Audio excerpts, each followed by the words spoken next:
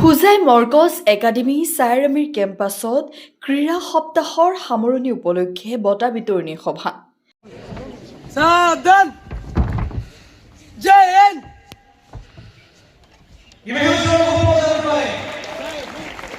Jay Hind. For your mates. ছাত্ৰসকলে বিভিন্ন উদ্ভাৱনীমূলক কাৰ্যসূচীৰে কৰিছে ধ্যান আকৰ্ষণ।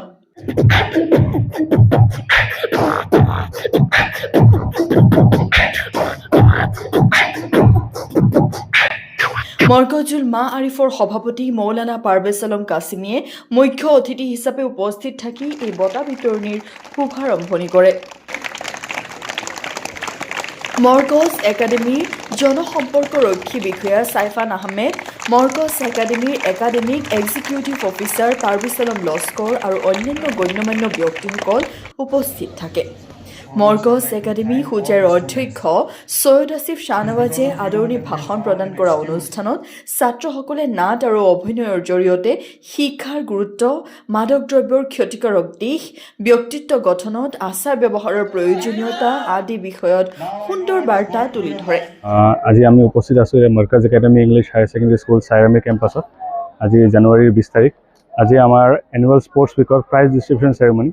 ইয়াতে আমি দেখিবলৈ পাইছোঁ বহুত কেইগৰাকী ষ্টুডেণ্ট আছে আমাৰ, যিকেইজনে বিভিন্ন ধৰণৰ খেলত ক্ৰিকেট, ভলীবল, ফুটবল, ড্ৰামা আৰু বিভিন্ন কেটেগৰীত বেলেগ বেলেগ পুৰস্কাৰ লাভ কৰিবলৈ সক্ষম হৈছে।